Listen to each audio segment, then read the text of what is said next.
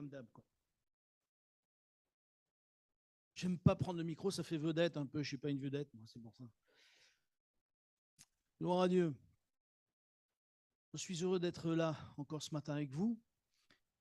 Je crois que ce qu'il nous faut apprendre de plus en plus, et à qui je le disais cette semaine, je crois. Oui, à quelqu'un, je disais ça, qui était un peu découragé dans la prière. Parce qu'il dit des fois on prie, mais est-ce que vraiment il nous faut prier parce qu'on ne sait pas la volonté de Dieu? Bien sûr qu'il nous faut prier. Mais quand on ne sait pas la volonté de Dieu, qu'est-ce qu'il faut faire? C'est écouter. Mais nous, on parle à Dieu, et quand on a fini de parler, on s'en va. Et si Dieu, il veut parler? Si Dieu veut parler, il ne peut pas, parce que nous, on est déjà partis. Alors, que nos cœurs ce matin, nous puissions être chacun d'entre nous attentifs. Je risque peut-être de vous choquer un petit peu par mes paroles. Vous savez, des fois, je suis un peu, comme on dit, brute de pomme. Non pas que je le veuille, mais je crois qu'il nous faut comprendre une chose, c'est que la parole de Dieu, elle nous met des fois en garde et elle nous bouscule un petit peu. Et nous sommes dans un temps aujourd'hui où les gens, il faut toujours mettre la forme, de la crème et plus que de la crème et il ne faut pas les bousculer parce que sinon ils se vexent et puis ils repartent sans compter les susceptibilités de chacun. Et voyez-vous, ça au milieu du Dieu, au milieu du peuple de Dieu, ça devrait disparaître. C'est pas parce que je marche sur le pied de Christian qu'il va me dire maintenant tu m'as marché sur le pied, je reviens plus à l'église. Vous voyez, il a très bien compris la pensée. Je sais qu'il va revenir, n'ayez pas peur. Hein. Parce que d'ailleurs, je n'y vais pas marcher sur les pieds en plus. Mais c'est pour vous dire, ne restons pas dans des susceptibilités. Parce que sinon, l'œuvre de Dieu ne pourra pas avancer.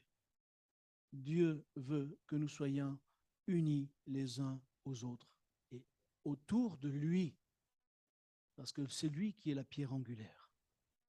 J'aimerais lire un texte avec vous dans l'évangile de Jean, s'il vous plaît, au chapitre 17 et au verset 14. C'est la dernière prière de Jésus.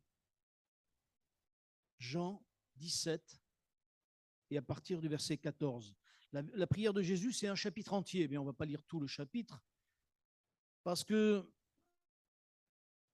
je le dis régulièrement, et je le dis encore ce matin, parce que je ne voudrais pas que nous puissions l'oublier. Je crois que nous sommes dans les derniers temps avant le retour de Jésus.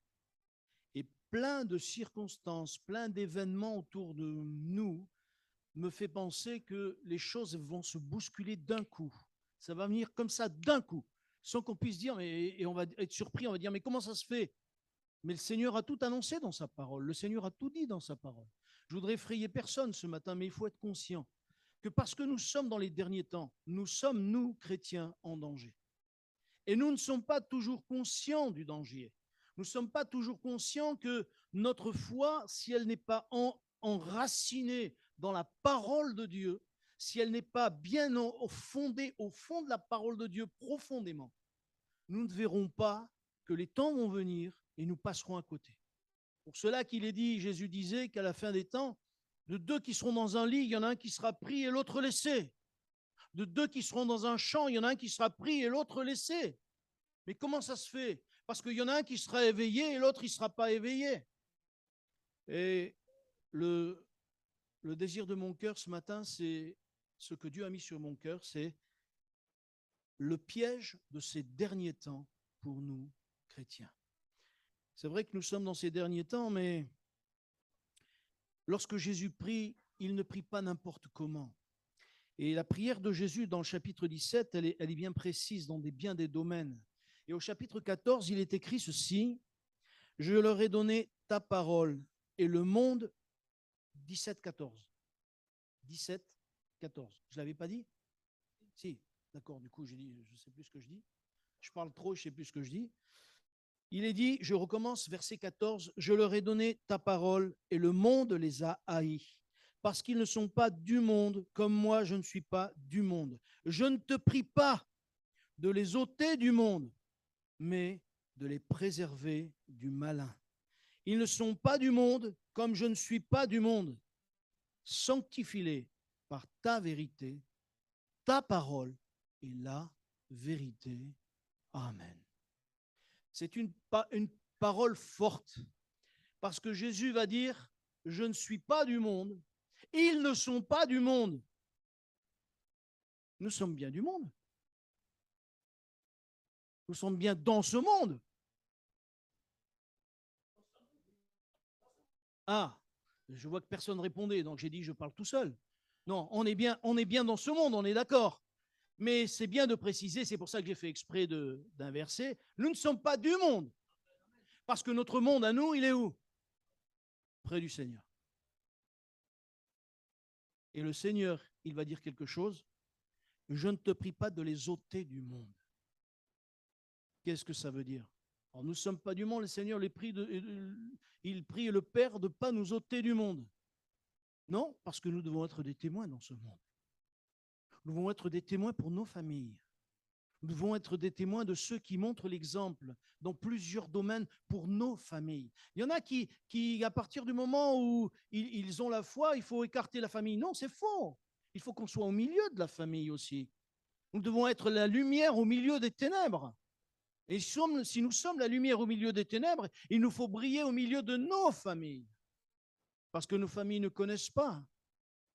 Et comme je l'ai dit d'autres fois, quand on s'est marié avec ma femme, et quand elle, ne serait-ce que quand elle s'est convertie, et après quand on s'est marié, c'était un peu chaud, je peux vous le dire. Parce qu'on était hors cadre. Mais on a gardé notre ligne de conduite dans l'amour de notre famille. Et voyez-vous, comme je l'ai dit d'autres fois, il nous a fallu pour voir les choses changer une vingtaine d'années. C'est long des fois, hein? Mais c'est pour cela que Jésus dit, je ne te prie pas de les ôter du monde. Parce que nous devons être dans ce monde, mais différents des autres. S'il n'y a pas une différence dans mon cœur, s'il n'y a pas de différence dans mes attitudes, s'il n'y a pas de différence dans l'amour que je porte même à mes ennemis, quelle est la différence avec les gens du monde? Nous ne sommes pas du monde, mais nous sommes, même si nous sommes de là-haut, nous devons porter la lumière de là-haut. Et la lumière de là-haut, c'est ce qu'a dit Jésus. Aimez vos ennemis, priez pour ceux qui vous font du mal et vous persécutent, etc. etc. Et vous connaissez, on a déjà parlé de ça. Il nous faut aimer ceux qui nous entourent, quelles que soient des fois les difficultés que nous pouvons rencontrer. Notre difficulté, si Jésus a prié pour ça, et c'est à ça que je voudrais venir, Jésus va dire, je ne te prie pas de les ôter du monde, mais de les préserver du mal. Parce qu'il y a des subtilités dans ce monde que nous ne voyons pas toujours. Nous sommes habitués à vivre dans ce monde, et excusez-moi de dire ça, je vais l'exprimer comme ça, mais nous baignons dans ce monde, qu'on le veuille ou qu'on ne le veuille pas, on est dans ce monde. Quand on est au travail, on est dans ce monde avec la mentalité du monde, avec les pensées, avec les paroles qui des fois viennent nous bousculer, avec les provocations, avec toutes ces choses-là qui viennent dans nos vies, que ça nous plaise ou pas, on est là-dedans. Et c'est pour cela que nous devons tout faire pour que nous puissions nous préserver de ces choses-là. Préserver, ça ne veut pas dire nous écarter forcément, parce que nous sommes obligés d'aller au travail. Parce que celui qui ne travaille pas, il ne mange pas. Hein? Mais comme on est obligé d'être au milieu de ce monde. Mais je crois qu'il y a des choses à laquelle nous devons veiller.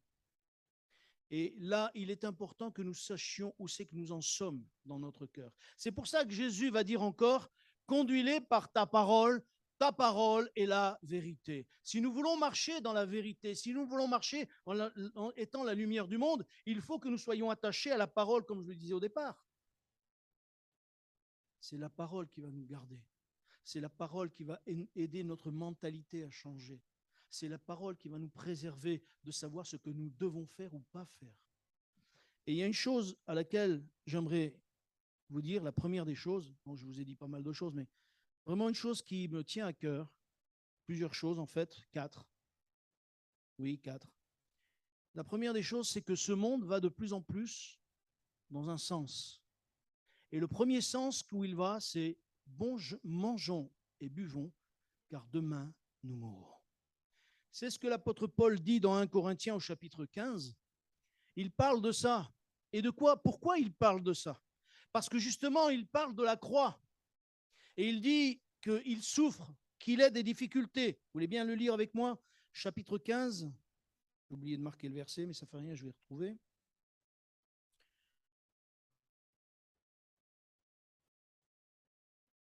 Verset 14. 1 Corinthiens. Oh, on peut commencer au 12. Va. 1 Corinthiens, chapitre 15, verset 12, il est écrit: Or, si l'on prêche que Christ est ressuscité des morts, pourquoi quelques-uns parmi vous disent-ils qu'il n'y a point de résurrection des morts? S'il n'y a point de résurrection des morts, Christ non plus n'est pas ressuscité. Et si Christ n'est pas ressuscité, notre prédication est donc vaine, et votre foi est aussi vaine. Et il se trouve même que nous sommes de faux témoins à l'égard de Dieu, puisque nous avons témoigné contre Dieu qu'il a ressuscité Christ, tandis qu'il ne l'aurait pas ressuscité si les morts ne ressuscitent point. Car si les morts ne ressuscitent point, Christ non plus n'est pas ressuscité. Et si Christ n'est pas ressuscité, votre foi est vaine, vous êtes encore dans votre péché. Et par conséquent, aussi ceux qui sont morts en Christ sont perdus. Je vais un peu trop loin. Attendez, où est mon verset là? Ah, le voilà. C'était pas assez loin, sinon on va tout lire, ça va être trop long.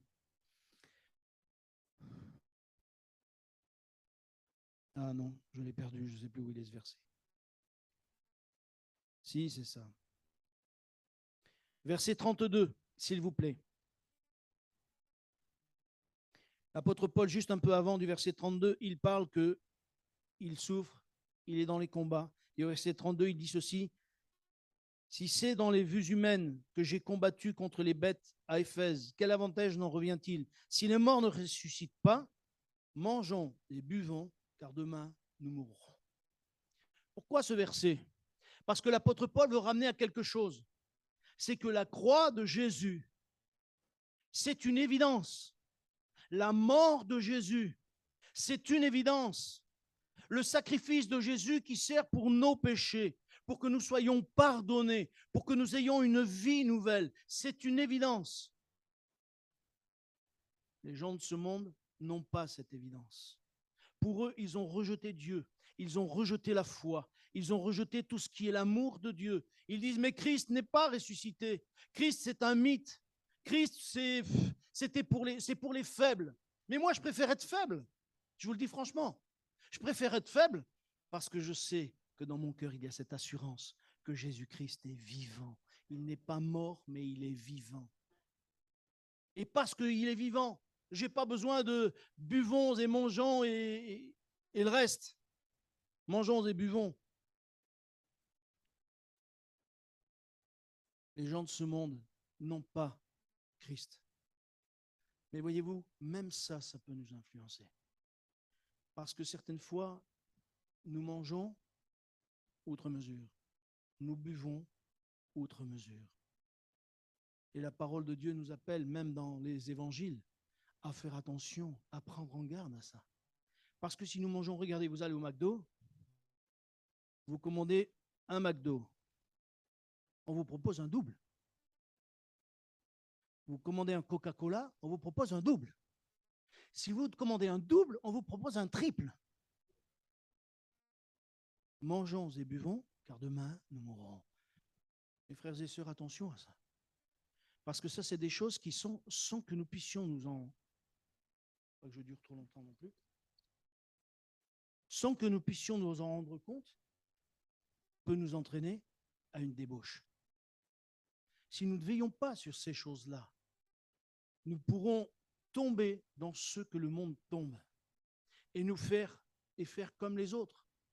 Que nous dit la Bible? La Bible nous dit que c'est Jésus qui parle, il dit que dans l'évangile de Luc, au chapitre 17 et à partir du verset 26, il dit, à l'époque de Noé, les gens se mariaient leurs enfants. Pour eux, il n'y avait plus besoin de Dieu. Ils avaient leur vie, ils faisaient comme ils voulaient, ils avaient la bonne chair, la bonne vie. Aujourd'hui, c'est facile. Regardez une émission à la télé l'autre fois, je ne sais plus quelle période, si c'est au mois de juin, mois de mai, mois de juillet, je ne sais plus.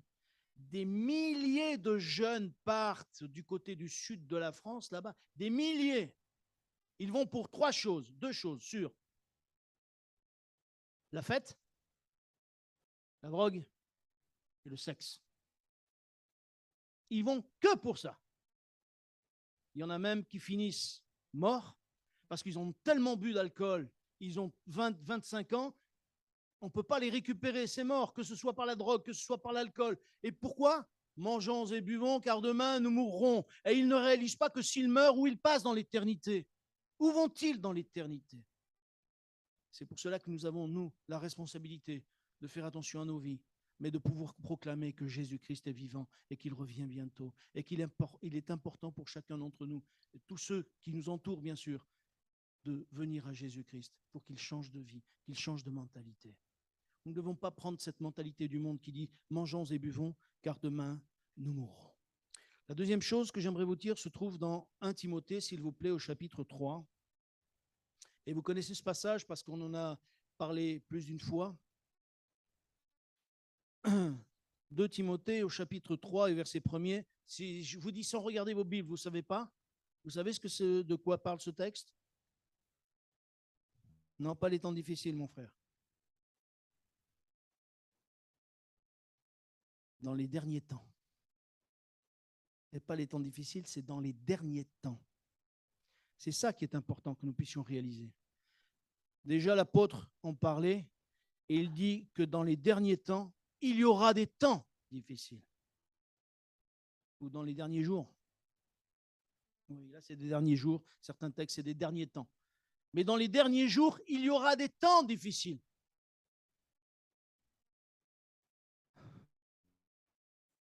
Je crois que nous allons vivre des moments difficiles. Tout le monde le dit en France. À la rentrée, là, il paraît que ça va chauffer fort. Et que tout le monde ne va pas avoir à manger. Je ne sais pas, c'est quelqu'un qui l'a dit à la télé, un gars qui est un économiste ou un truc comme ça. Il a dit, les gens partent en vacances, mais en rentrant, ça va chauffer.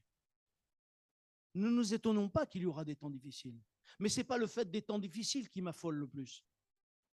Ce qui m'affole le plus, c'est ce qui est dit après.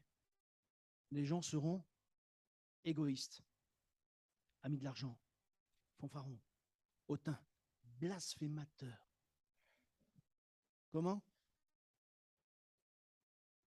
C'est déjà un peu. Mais ça va s'empirer. C'est ça le problème. C'est que l'égoïsme va s'empirer parce que les gens vont manquer de tout. Et quand les gens manquent aujourd'hui, eux qui n'ont plus Christ dans leur vie, parce que dans le passé, les gens en manquaient aussi.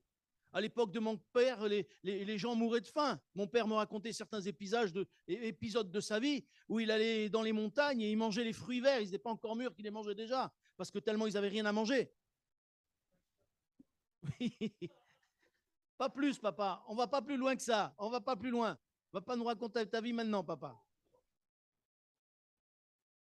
Mais c'est pour dire, les gens, mais à l'époque, ils essayaient de céder. Mais quand la parole dit que les gens vont devenir égoïstes, ça veut dire que de plus en plus, les gens vont devenir égoïstes. Mes frères et sœurs, attention que nous ne devenions pas avec la mentalité de ce monde égoïste. Moi, encore moi et toujours moi. Parce que moi, j'ai besoin, vous comprenez ? Oui, mais Jésus n'est-il pas celui qui peut multiplier notre nourriture ? Je me rappelle de ce témoignage de frère. Ce frère est décédé, c'est un pasteur que j'aimais beaucoup. Un jour, il me racontait, il me disait, tu sais Robert, un jour on s'est retrouvé à la maison, pasteur, pas beaucoup de sous. Donc il s'est retrouvé à la maison, j'ouvre mes placards, tout vide. Je dis, Seigneur, qu'est-ce qu'on fait ? Qu'est-ce qu'on fait, Seigneur ? Comment je nourris mes enfants, Seigneur ? Comment je fais ? Il s'est mis à pleurer devant Dieu, il a pleuré. Et puis, alors qu'il était devant Dieu, quelqu'un frappe à sa porte. Un frère de l'église. Alors, frère, comment vous allez ? Bien, et vous, mon frère ? Rentrez, rentrez. Il dit, écoutez, frère, je suis gêné, vraiment, je vous prie de m'excuser par avance. Il dit, non, mon frère, qu'est-ce qu'il y a ? Quel est le problème ? Non, mon problème, il est là, c'est que je crois que Dieu m'a dit, fais des courses pour le frère. Alors, je suis gêné. J'amène un caddie de course et je suis gêné, quoi. Est-ce que vraiment vous êtes dans le besoin ? Il s'est mis à pleurer. Il a fait rentrer le frère, il a dit, regardez mes placards, frère. Dieu vous a bien inspiré. Il avait, je ne sais pas combien de courses qu'il avait emmenées. Dieu pourvoit à nos besoins. Dieu pourvoit à nos besoins. Il sait faire lorsque Élie était au torrent de Kérit. Qui l'a nourri? Les corbeaux. Et qu'est-ce qu'ils ont amené, les corbeaux? De la viande. Pourtant, les corbeaux, d'habitude, c'est eux qui mangent la viande. Ils ne la donnent pas, la viande, les corbeaux. Mais là, les corbeaux avaient l'ordre de Dieu d'aller nourrir Élie. Et c'est ce qui est arrivé. Alors, mes frères et sœurs, j'aimerais que nous puissions garder ces choses. Que nous puissions dire, Dieu peut pourvoir à mes besoins, que je ne sois pas égoïste, que je ne sois pas comme ce monde qui va devenir de plus en plus égoïste. Si les besoins viennent, on est là pour s'aider entre nous. C'est ce que Dieu nous demande. C'est ce que Dieu nous demande. Et j'aimerais dire à ceux qui peut-être sont dans le besoin, que ce soit ici, que ce soit sur Zoom, que ce soit où que ce soit, soyons de ceux qui sachons aussi dire, j'ai besoin. Parce que si vous ne dites pas que vous avez besoin, comment on peut vous aider? Bien sûr, Dieu peut nous inspirer, comme il a fait pour ce frère en question. Mais n'hésitez pas à dire, mon frère, j'ai besoin d'un coup de main. Et j'ouvre une parenthèse parce que la sœur, elle me l'avait dit d'autres fois et j'ai oublié. Quand vous pourrez amener des courses pour qu'on puisse les mettre dans le stock et qu'on puisse aider ceux qui ont besoin. Je ferme la parenthèse. Il faut me le redire, Cécile, parce que moi, j'ai pas une mémoire d'éléphant, hein, je peux vous le dire. Je ferme la parenthèse. Ne soyons pas égoïstes avec le temps. Que nous puissions veiller à ne pas être égoïstes. Parce que ce monde va devenir égoïste. Déjà, il l'est, comme le disait le jeune frère, là. Il l'est déjà, mais ça va empirer. À cause des besoins, mais on peut comprendre. Mais que nous puissions être conscients que Dieu peut pourvoir à nos besoins à tout moment. Parce qu'il est Dieu, parce qu'il est notre Sauveur, parce qu'il est notre Père, parce qu'il nous aime tout simplement. Et vous savez, quand on fait confiance à Dieu, quand on fait confiance à Dieu, Dieu, il change les circonstances et il transforme le mal en bien, parce qu'il est Dieu. Je crois que aujourd'hui, les gens égoïstement, en fait, tout est tourné aussi pour qu'on soit égoïste. Vous savez, un jour, il y a quelques années, je faisais du sport. Et dans le sport que je faisais, il y avait celui qui nous entraînait là. Il a dit, écoutez, vous êtes là, pensez à vous. C'est à toi que tu dois penser. C'est à toi que tu dois penser. Là, j'ai dit, il y a un problème là. Parce que si on pense à moi, à moi, à moi, c'est-à-dire chacun pense à soi. Et c'est ce que le monde essaye de faire. Tu dois penser à toi, à ta santé, fais du sport. Et c'est pour ça qu'aujourd'hui, les gens sont tellement égoïstes, ils veulent plus d'enfants, parce qu'ils pensent à eux d'abord, leur bien-être d'abord, leur argent d'abord, leurs vacances d'abord. Certains ne veulent pas se marier parce que ça cause des problèmes. Certains ne veulent pas d'enfants parce que les enfants causent des problèmes. En fait, il n'y a qu'eux qui sont bien. Ah oui, parce que c'est tous les autres qui leur causent des problèmes et eux non.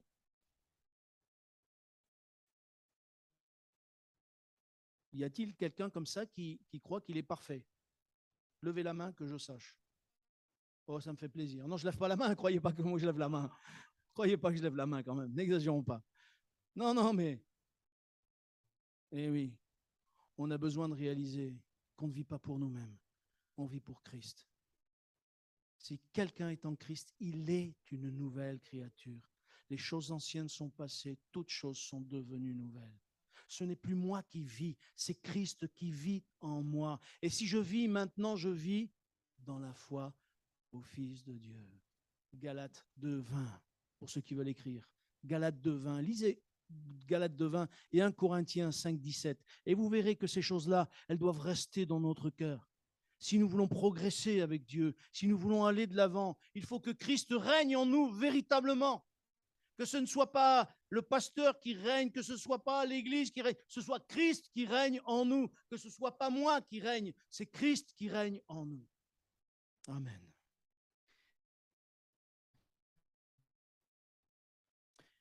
Est-ce que vous savez ce que c'est que les Nicolaïtes? Vous avez déjà entendu parler des Nicolaïtes? Dans l'Apocalypse. Ah, c'est bien. On va le lire ce texte si vous voulez bien. Dans l'Apocalypse, il en est parlé 2 fois sur 2 églises. Apocalypse chapitre 2. Vous savez que c'est quand le Seigneur parle à Jean et il lui parle des 7 églises.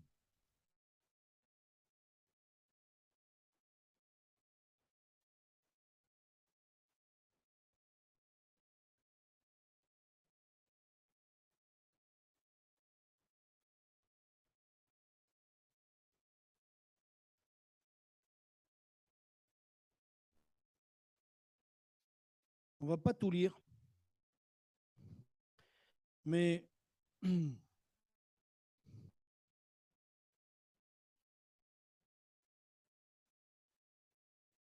ah. Mais aujourd'hui, je ne sais pas ce que j'ai écrit. J'ai écrit que des références. Je me suis trompé dans les références en plus. Ah non, mais voilà, c'est pour ça que je n'étais pas dans le bon chapitre. Chapitre 2, s'il vous plaît. Et à partir du verset 5.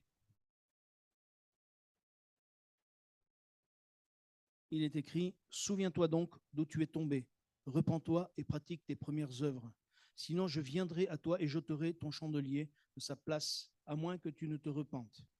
Tu as pourtant ceci, c'est que tu hais les œuvres des Nicolaïtes, œuvres que je hais aussi. » Et il est dit que celui qui a des oreilles pour entendre ce que l'Esprit dit aux églises.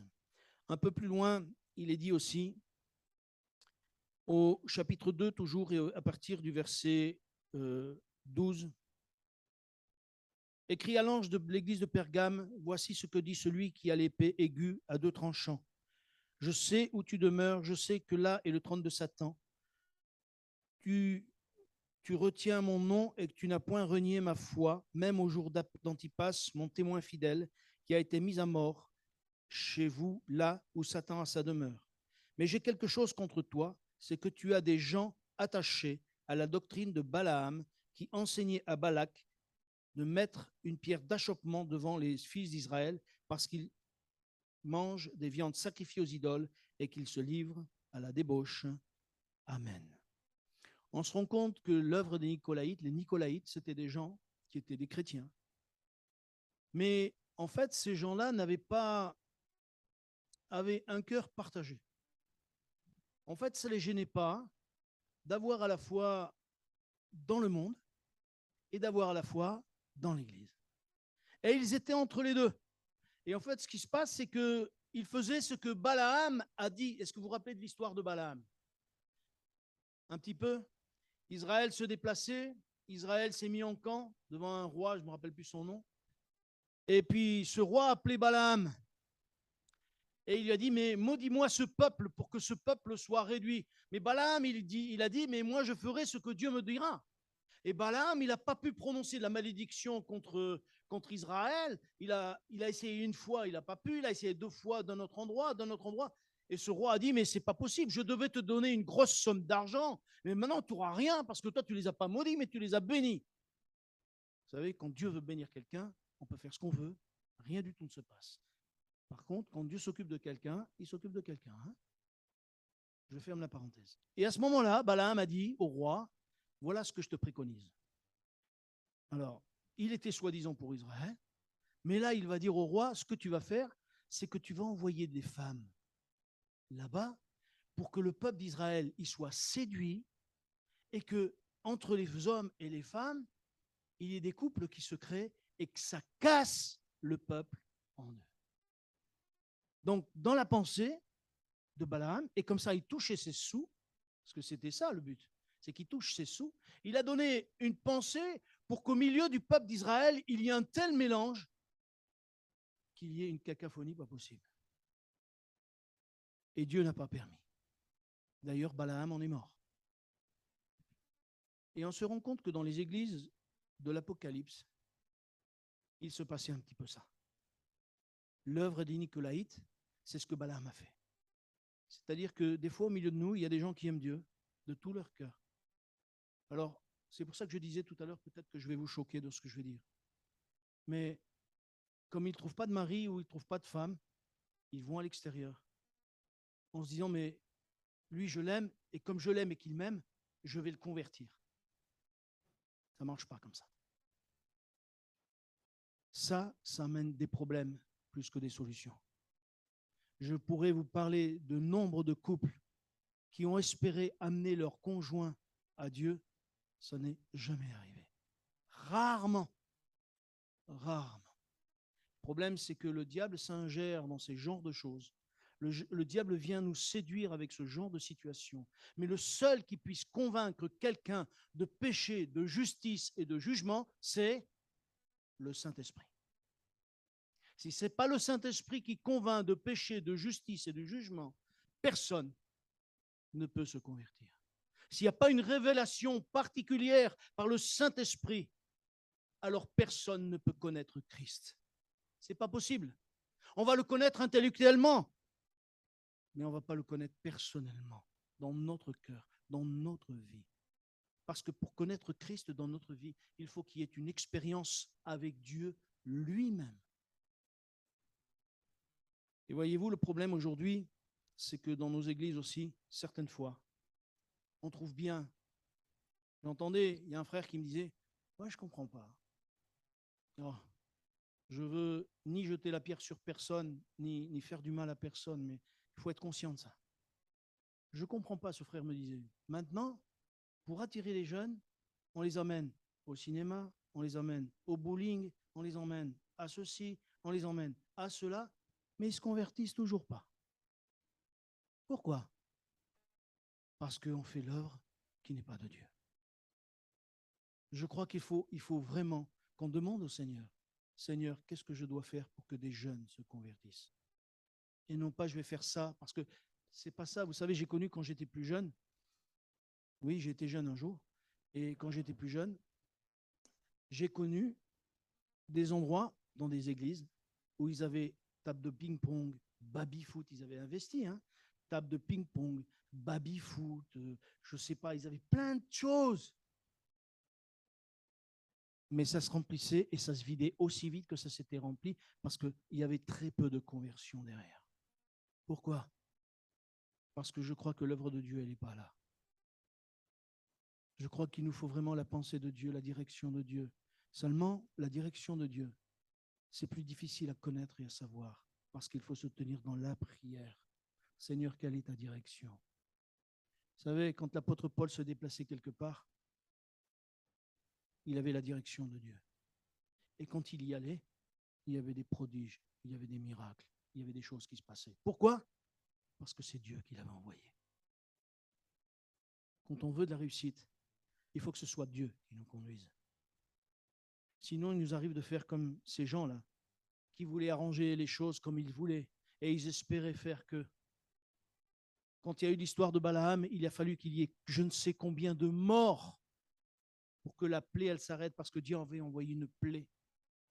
Et il a fallu qu'il y ait, ce soit Dieu qui arrête la chose par Moïse et par un frère qui était là. Et il a fait des choses sûrement que nous, aujourd'hui, on condamne. Mais à l'époque, c'était le seul moyen pour arrêter.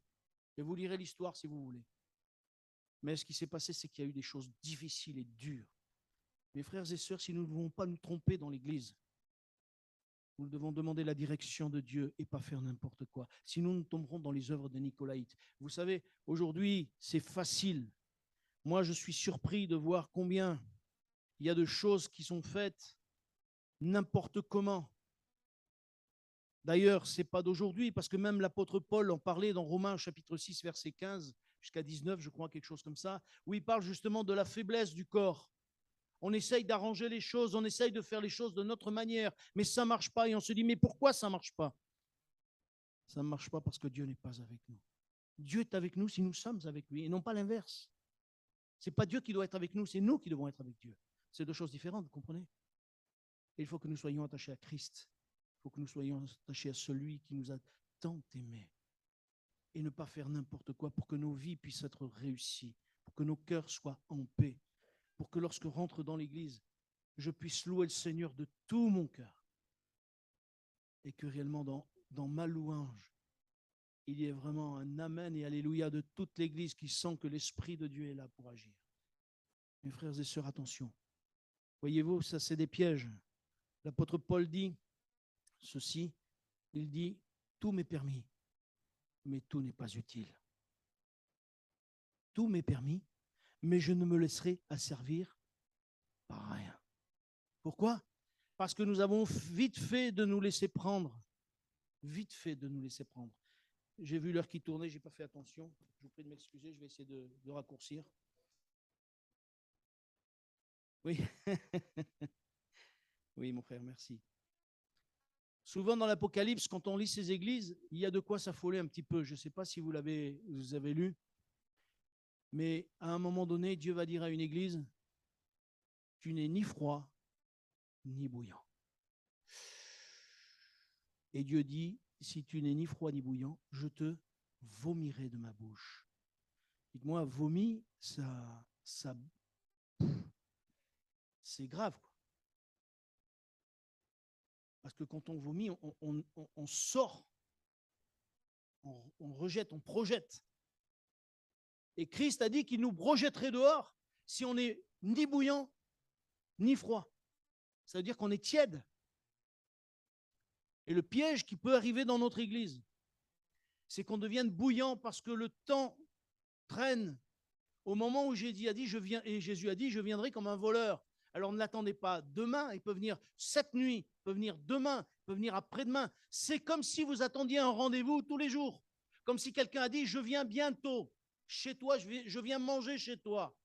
Et quand? Je ne sais pas encore, la date, elle n'est pas précise, mais vous allez l'attendre, quand il viendra, il viendra.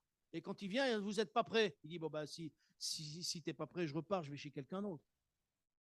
Vous voulez que Jésus passe à côté sans vous prendre? Moi, je veux que Jésus me prenne.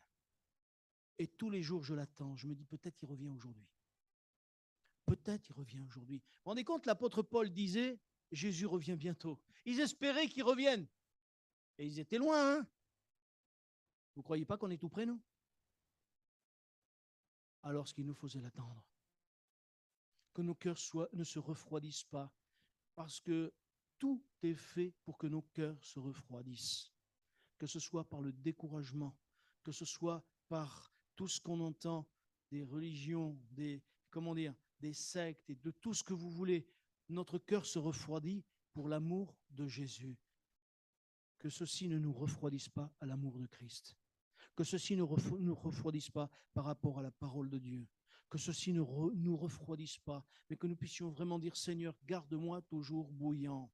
Garde-moi toujours bouillant. Vous vous rendez compte, c'est à une église entière que Jésus va dire, tu n'es ni froid ni bouillant. À une église entière. Ce matin, ma sœur, mon frère, j'aimerais te dire, est-ce que tu es encore bouillant pour le Seigneur? Est-ce que tu as encore ton premier amour pour le Seigneur?